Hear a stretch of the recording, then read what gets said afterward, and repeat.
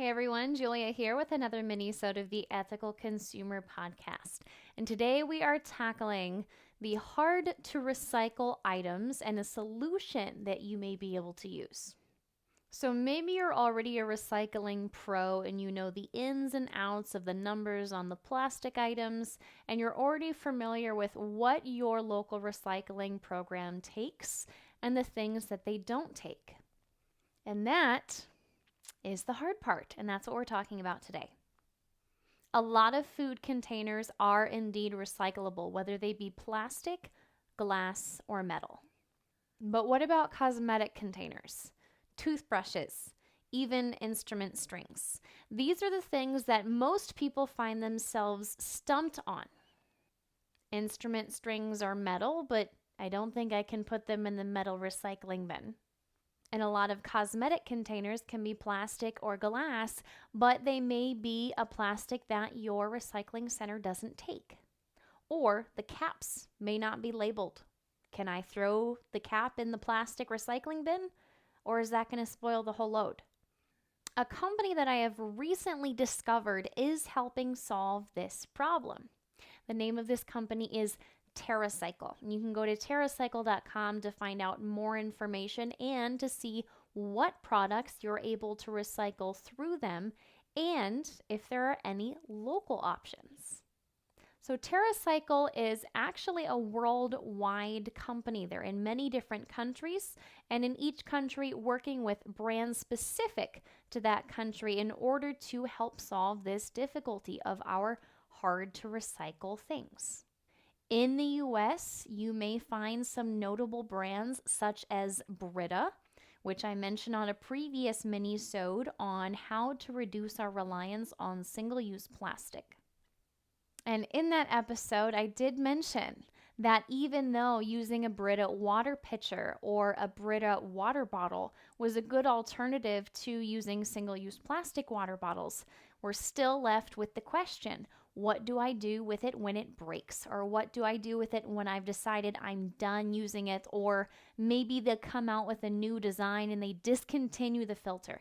I hate it when they come out with new designs and they discontinue the filters. Brita has partnered with Terracycle in order to create a recycling program. Now, this is similar to many other brands that you can find on the Terracycle site. Most brands will have you fill out a request for a box, for a pouch if they have a specific delivery method, and then you pay to have it shipped to you, or some even have it shipped to you for free. The company may actually be covering the cost to recycle it. Once you send your used items in, for example, the Brita pitchers and water bottles are then sorted and broken down. This is especially beneficial for products that have multiple medias in them.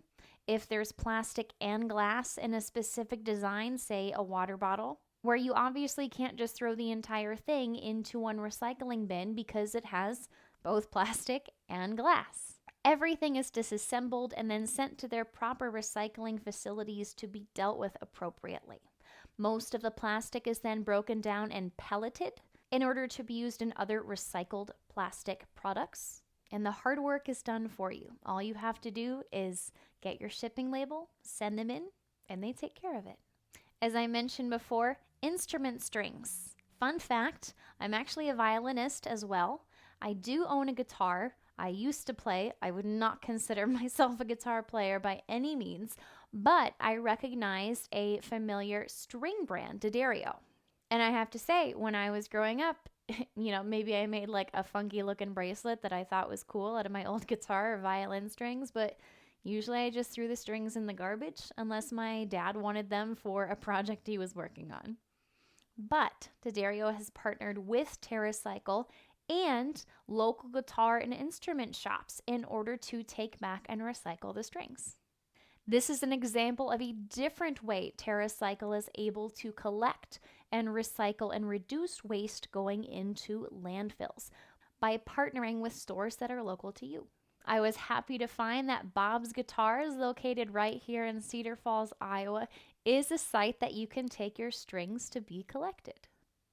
Staples also has a similar program where you can take back used pens, highlighters, markers. There's a list on the website of things that they do take and the things that they don't take.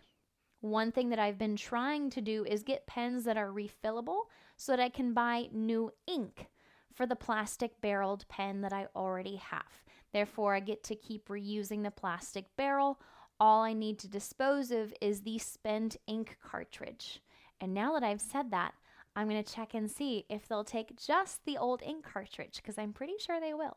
Another example of a partnered company is actually Colgate. Now, I will confess, I'm still using a plastic toothbrush.